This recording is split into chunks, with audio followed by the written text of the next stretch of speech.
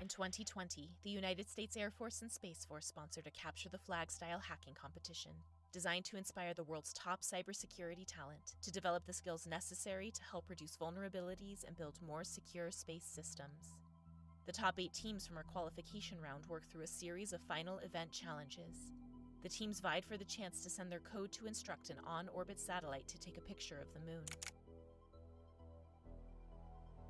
In 2021, Hackasat 2 featured a 24-hour attack-defend-style CTF with physical hardware called a flat-sat. Each team also had access to a digital twin where they could try out their commands in a simulated space environment. Once again, our final event has drawn the best hacking teams in the world to work through an attack-and-defend CTF. This time, the entire game takes place within digital twin technology, which provides the most realistic space environment yet. The simulation is designed to prepare teams for Hackasat 4, when the entire game will be hosted on an on-orbit satellite called Moonlighter. Moonlighter is designed specifically to help us all learn space faster through events like Hackasat. Everything is set. The top 8 teams are ready to go. The competition begins now. Hello, we are back with all the updates from an exciting day of the Hackasat 3 competition. I'm Steve Colenso from the Air Force Research Lab Information Directorate, and I have with me here Captain Eli Williams from Space Systems Command. Yeah, thanks, Steve. I think it's safe to say right now things are getting a little spicy out there. A lot has happened. We're here to give you a recap of the scoreboard, show you some of the highlights, and talk more about some of the opening challenges with Jordan. Let's catch you up on what you missed. What you got, Jordan?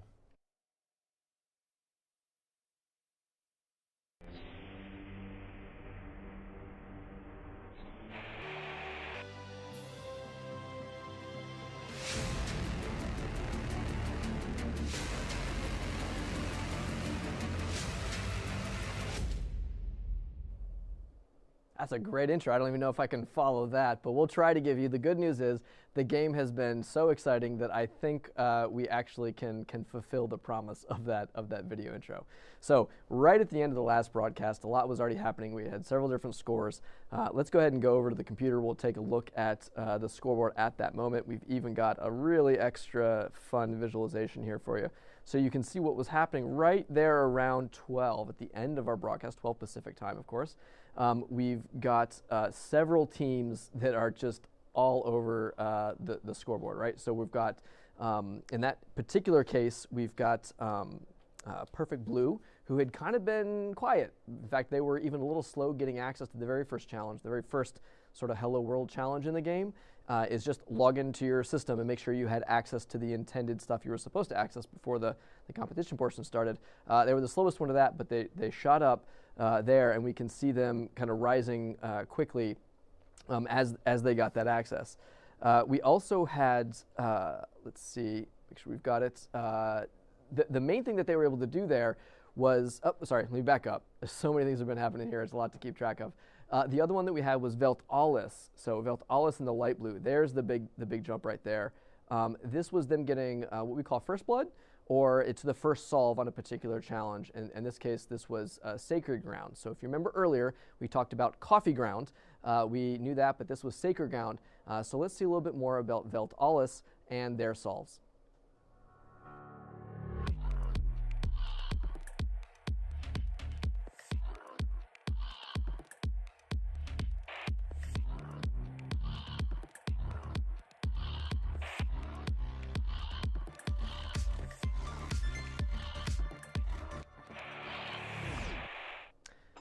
So with that, Veltalis was able to unlock the other half of the ground stations that we had talked about earlier. We'll give more details about the exact configuration of the ground stations and why they matter so much a little bit later in this broadcast. But it is important to note that now all 10 of the sort of up for grabs ground stations had been accessed by at least one. And then a little bit after that, that was where we actually had Perfect Blue able to jump way up and get access to all of those ground stations. So they were the first to achieve breadth over all of them. And at that point, there was so many lead changes that every team had led by at least once, except for Samurai. So they were in second once earlier, but they were, kind of trailing down here a little bit in the bottom of the scoreboard as these other teams are just back and forth so much on that. Jordan, with that, is there still hope for those teams at the bottom? I know it's been neck and neck, lead changes all over the place, but for those that are, maybe struggling, is there still a chance there for them? What kind of options do they have? Yep. So especially with what's been happening in the last few hours, the game has gotten, you said spicy earlier. That's a great explanation. So if I kind of skip forward here to the end, there's been a lot of interesting things happening behind the scenes. They're not all yet showing up on the scoreboard. And so what we're seeing are teams really start to take advantage of the infrastructure that we gave them in the ways that we expected. And it's possible. I guess the short explanation I would say is it is possible, but unlikely probably for one like a Samurai, but for everybody else, very much still in striking range. And even with Samurai, with the right solution, there are still some challenges that are not yet available yet, and that with the right payload, it's possible, although I certainly, if I was a betting person, wouldn't put my money on it, but could happen. Let me go back and, as I mentioned, Perfect Blue was one of those teams that had a brief spot in the first place situation. Let's go ahead and show their quick team summary in remembrance of their first place finish there with all those ground stations.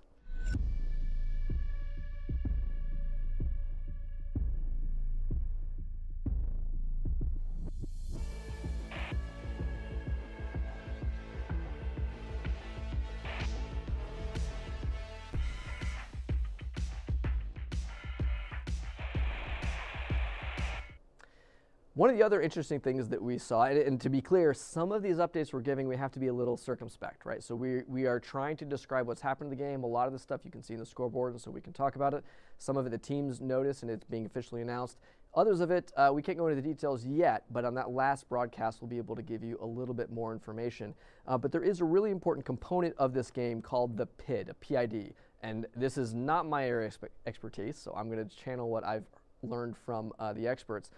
But a PID is a proportional integral derivative. It's basically a control loop. It's often used in a lot of systems where you have maybe like a motor or any kind of system with inertia and dampening, and it kind of goes back and forth, so it maybe shocks on a car, or if you've got a self-balancing hoverboard. These systems have this PID, and it's got a number of parameters in it that control, given some input and given a position or given a state, how does it respond?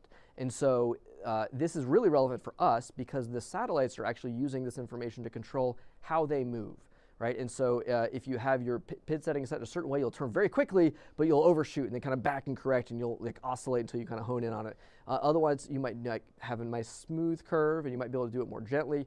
And the way that these things happen will not only impact things like your battery and your angular, one of those other SLA checks that we've talked about earlier is your angular velocity, if you're too sort of out of spec and how quickly you're doing it. And so that can throw off all of these stats that are important parts of your SLA. And as a reminder, if your SLA gets too low in any of these areas, you can trigger space tug or go into safe mode. So Jordan, can you tell me, we heard space tug last year on Hackasat 2, you just said it now, and then there's a safe mode condition. Can you explain a little bit more about both of those, please? Yes. So Space Tug is not the latest TikTok dance, at least as far as I know.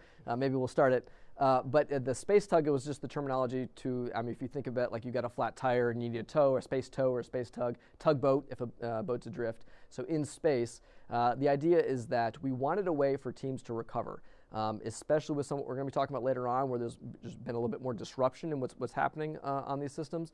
They needed an ability, just purely from a gameplay perspective. Now, in the real world, you really just design your systems to be as resilient as possible, to have resets and fail-safes. Real satellites will have fallback mechanisms where they're automatically reset if an update fails or if they're unable to communicate, and they have a variety of mechanisms. For us, in the game, we essentially built in reset switches, and so the organizers, the competition team, can come in and say, this thing needs to be reset. And there's a variety of automatic criteria which they'll do it just because you were not able to maintain those certain SLA properties that were important, such as battery and whatnot. But there's also, it can also be requested by a team as well. And so safe mode is essentially your satellite going into like this kind of recovery mode. And again, that models, your computer can go into a safe mode, right? If you've got a corrupted file, Windows will boot into safe mode. And the idea is that that's sort of like a low system state where not all your services are running, but you have minimum ability just to recover. So it costs you a little bit, but in the real world, you could potentially just totally lose the satellite and money and the mission and everything if else. you didn't have any kind of fallback backup Sure, mechanism. right. And here, so it's going to cost you in terms of being, you're going to lose availability for a little while. Your score is kind of going to go flat. And other teams, hopefully, if they're keeping the satellite up, are going to continue to climb and grow.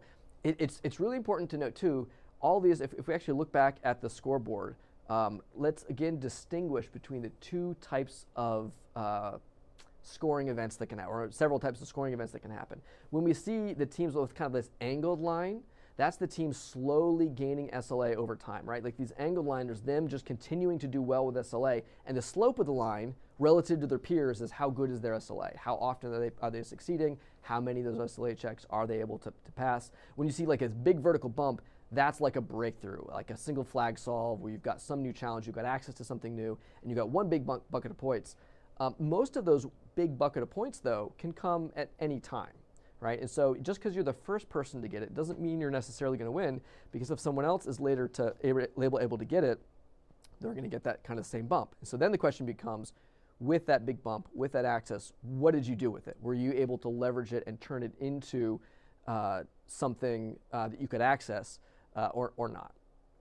So what we saw with this PID was we saw one of the teams changing their parameters, maybe not particularly efficiently, and so we've kind of been keeping an eye out. We were looking and really hoping some of the teams would figure out how to optimize these values, which would then get them potentially ability to respond and still point and do their normal things they're going to be able to do for other challenges, but keep their SLA as high as possible, which might have been a competitive edge. Haven't seen it yet, so it's a little bit of a hint that the organizer said you should maybe nudge them. So we're also letting them know that in their chat as well. So let's also talk about some of the other challenges, because earlier on we talked about a web server challenge, or 403 Forbidden was the official name of it. It was a custom web server, and we're going to go ahead and we talked about the intro earlier. This is the full solve video that explains a little bit more detail. Still doesn't have the exact specifics for all the teams. Goal, the innermost secrets of the cosmos, the key to the very creation of that universe. Challenge. A website on the game network reveals the existence of a science payload on board the team's satellites. The payload sensor can collect data from missions broadcast by special science ground stations. The website gives a lot of details about how the missions work, but the information needed to receive transmissions from these ground stations is not accessible on the public website content. There appears to be more information available on pages requiring authentication. Teams will need to find a way to access this critical information before completing these missions and obtaining valuable points. Solution. Although important information needed to perform the science missions is in a protected part of the website, bugs in the web server allow teams to exploit it and get access to a lot of data. Not only do they find details for the science ground stations, but an entire catalog of other ground stations, satellites, and their default RF communication settings. In one of the newly accessible folders, there is also a reference to an FTP site that might prove interesting.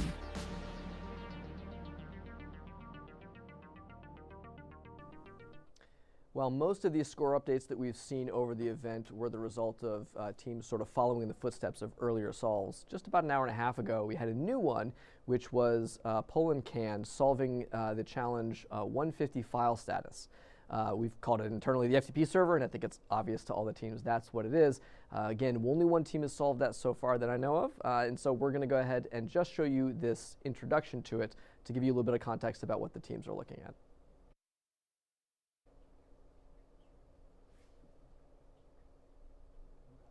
All right, so I think we're pulling that one up. We're gonna get that that video. In the meantime, the short explanation is that I mentioned there was a web server and an FTP server. These are custom written just for this this event. They're not ones you could download and you normally have access to. They included some specific vulnerabilities and flaws that the teams are trying to figure out how to access. They were kind of linked together, so information you would find in one would lead you into the next, and it looks like we've got that one pulled up. So let's go ahead and see the intro for FTP. Through space sensing, such inaccessible regions could be monitored. Many details can be made out by experts from this space photograph. Challenge.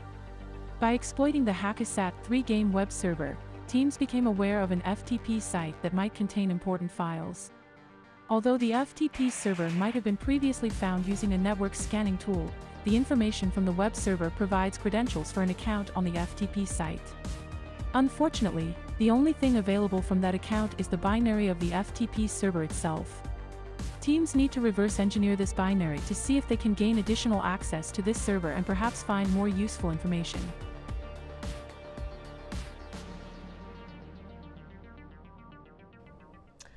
So that takes us, if you've been following along the scoreboard, to where we're at now with Poland Can in the lead after a lot of battling back and forth. Again, lots of other teams. 7 of them have been in that first place position throughout the day so far. But let's go ahead and get up there. We're going to talk about some of the latest stuff. We're going to talk in a lot more detail about the ground stations with Mike Walker, one of the competition members. Thank you for coming in. I know you guys have been busy, but tell me about the ground stations, because we've talked a lot about how teams were getting access. We kind of described vaguely that there were like 2 groups of them. Where are these ground stations? What do they start out with, and what have they gotten access to since? Yeah, so there's a bunch of ground stations in the game that teams can use to make contact with their satellites. And the first thing to talk about with the ground stations is each team has 2 ground stations that are dedicated to them. No one else can use that ground station, and they're located near the North and the South Pole. One is at McMurdo Station in Antarctica, and the other is at Svalbard, closer to the North Pole. And those are real, ground station sites that science missions use all the time, and they're really useful for polar satellites. So Svalbard has that seed repository yeah, in it, right? Exactly. There's also a ground station okay. thing there. For us space people, that's what we think about, not the seed bank. Not the seed bank, but of course, yeah. So they have access to those all the time. Nobody can take those away from them. So twice in orbit, they get access to those. And then what's the total orbit time of each of these? Each orbit in this game is about 112 minutes long. So, every, I guess, what is it, about 65 minutes or so, they can see a ground station for, anywhere from 5 to about 20 minutes of contact time. But then the more exciting part is there's a group of ground stations that are, not at the poles. They're spread around the globe. And those are competitive. Teams have to solve a challenge to gain access to them, and then they only get access to them for a short window of time to use it. So they can gain access to them, they can use them in between their other accesses to gain access to their satellite. Perfect. And when they've got access, what are the kinds of things that they might want to do from there? So they definitely would want to manage their satellite. They might want to make sure they're controlling, make sure the battery is good, make sure they're downlinking bytes, anything they're trying to do. If there's any challenges on the satellite they're trying to solve, they might do that. So there's the satellite ops, and there's the challenge solving that they might want to do on their own satellite. I guess it's a little bit like, if your cell phone's losing signal a lot, it's hard to kind of get your work done, or if you're at work and your network keeps going down your laptop, because these are essentially their network connections, right? These are when they're able to talk to the satellite. Yeah, absolutely. You can tell, that when they have a good plan, because they'll do all the things they need to do. And then, get it done while the window's open. And then be done. Yeah. You can really tell. That makes sense. And that has been good. I'd say, we showed earlier briefly, them sort of looking and aiming and pointing. But now I imagine that's happening for most of the teams most of the time as they're trying to take advantage of the windows that they have. Are we seeing that? Or? Yeah, it was really cool watching as the teams sort of figured out, wow, these antenna beams are a lot narrower maybe than we thought they would be, and we need to point, and then they got them online. And you could sort of see at one point, everybody sort of started lining up, one after another as they solved it. It was cool. So let's talk a little bit actually about the lining up too, because I noticed earlier when I showed on stream as they kind of come over the horizon, there's this, we called the train, I think was the term used for them, as they come over. How are they ordered in that train? What determined that order? How did that work out? Yeah, so they're just sort of in orbital mechanics terms, they're in order of true anomaly. They all have the same orbit with different true anomaly. So they sort of just appear in a line. And we determined that order randomly where the teams all contributed a number that we summed together to get the random seed. So it was truly random, mostly determined by the teams, and we made that the code we use for that public.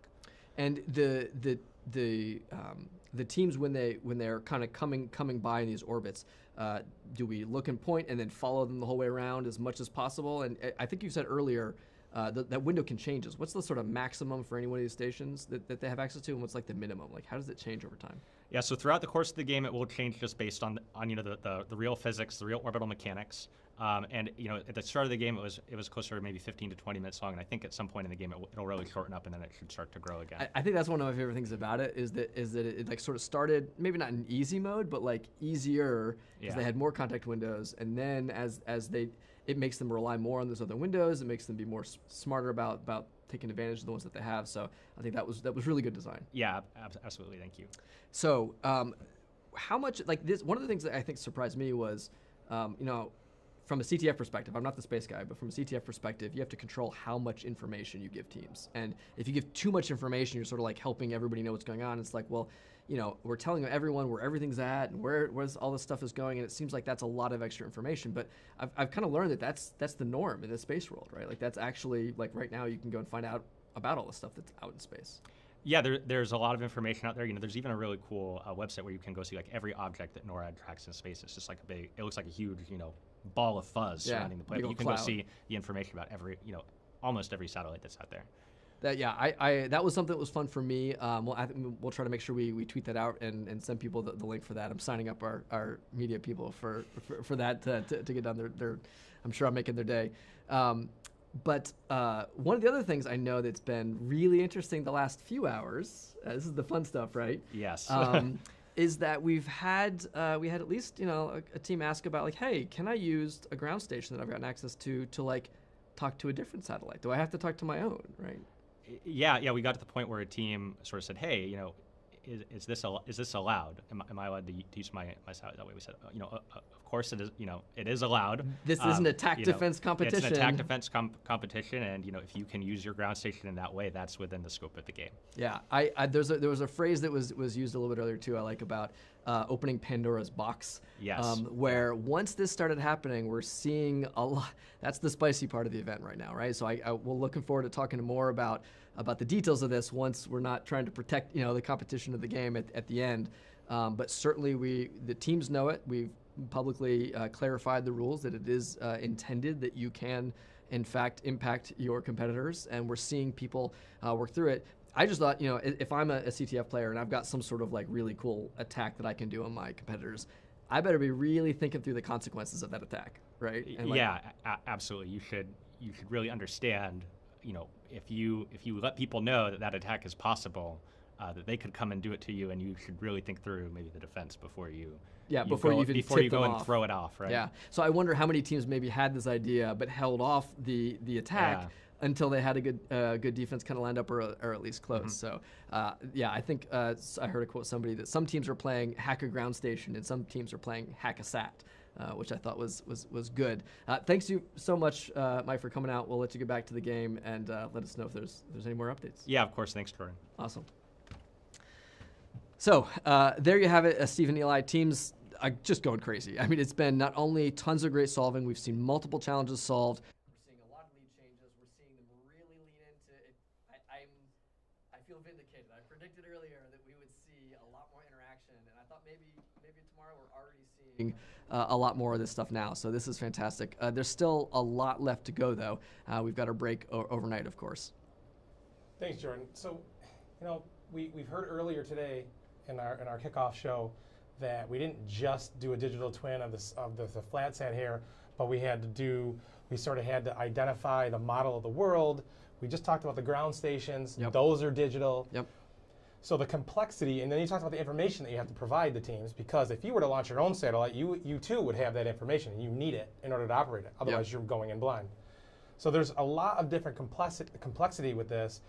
So I would imagine that the exploits, whatever, the vulnerabilities, the attack defense nature, the overall game theory itself too has grown in complexity since Hackasat 1 and 2.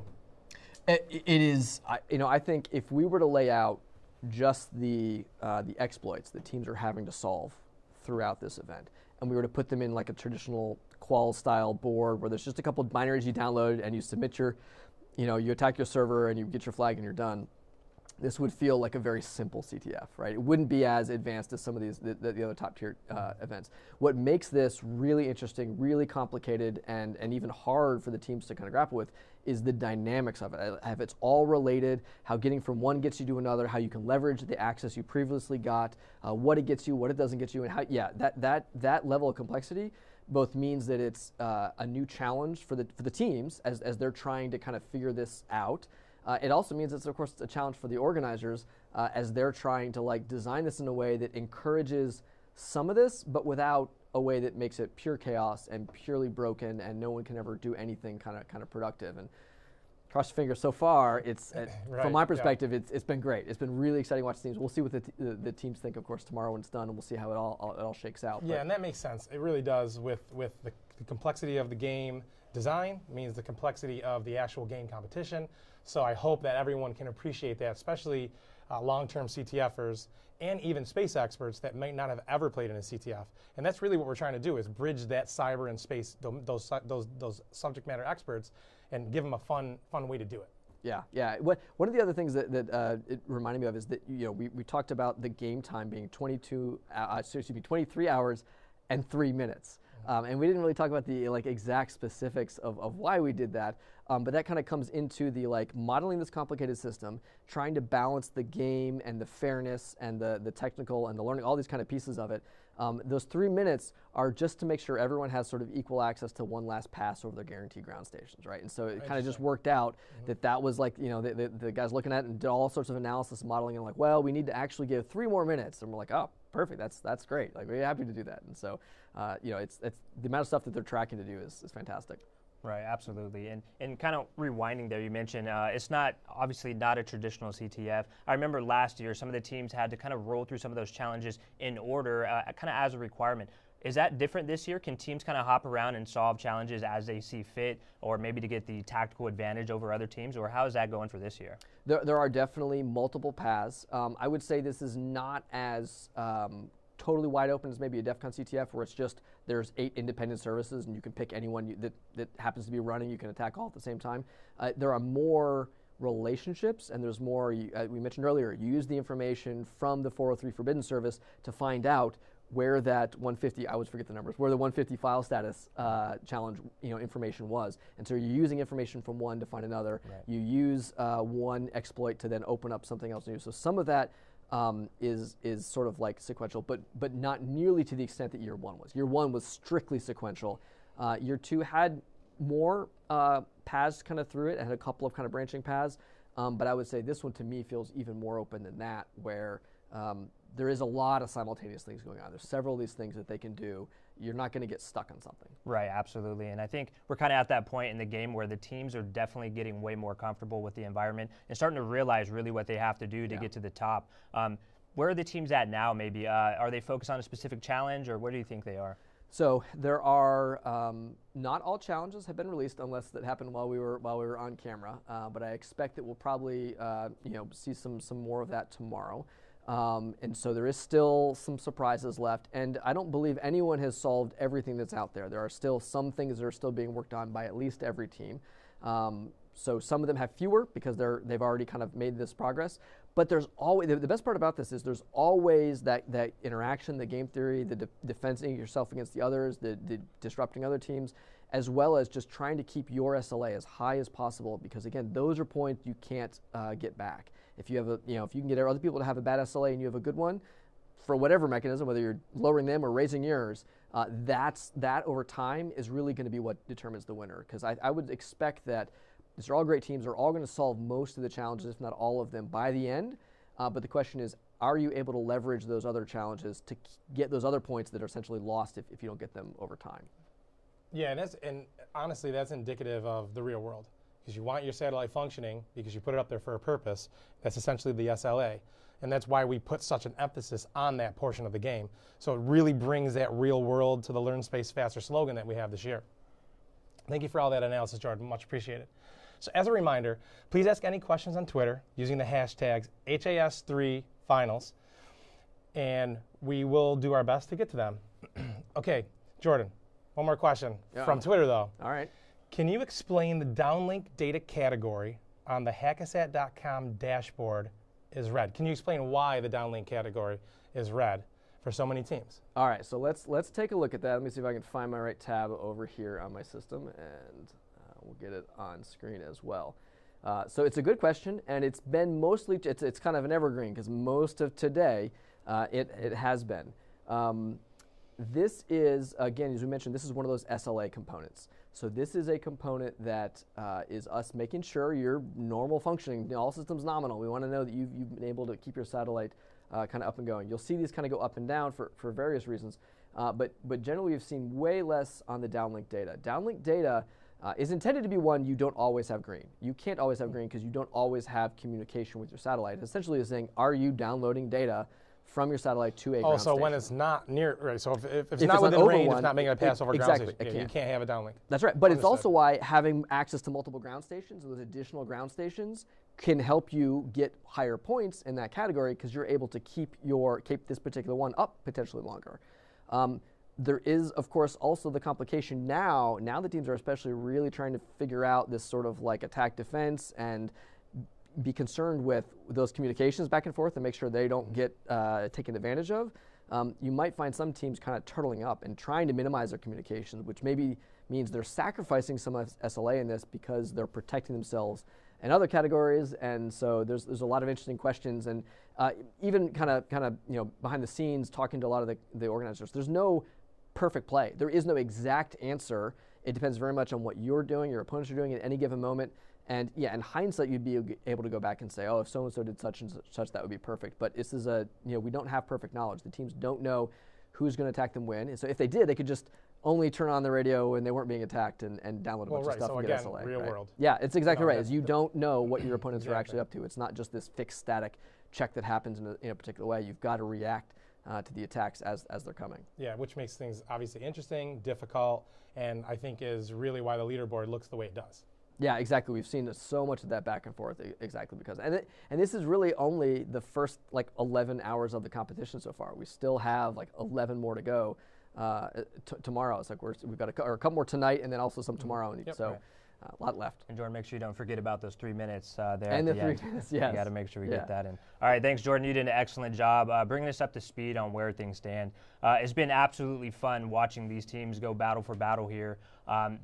This competition's unfolding nicely. As Jordan mentioned, we're only 11 hours in, and we're seeing a ton of activity and creativeness from these competitors from around the world. Let's take a little look at what we have for tomorrow. What do we have, Steve? So we have a lot to look forward to. Like Jordan said, there's many more hours left. But now we're going to wrap up day one of the competition. We still have a couple hours left, but from here we're gonna end on a high note. We'll be here tomorrow at 10 a.m. Pacific for the start of our day 2 update show. And definitely do not miss our award ceremony where we're going to announce the winners for second and third and have our special guest, founder of DEF CON, Jeff Moss. That'll be at 4 p.m. It's all right here on Hackasat.com. But in the meantime, please again follow us on Twitter for live scoreboard viewing and updates. With that, good night from Hackasat headquarters, or depending where you are, good morning. We'll see you either today or tomorrow.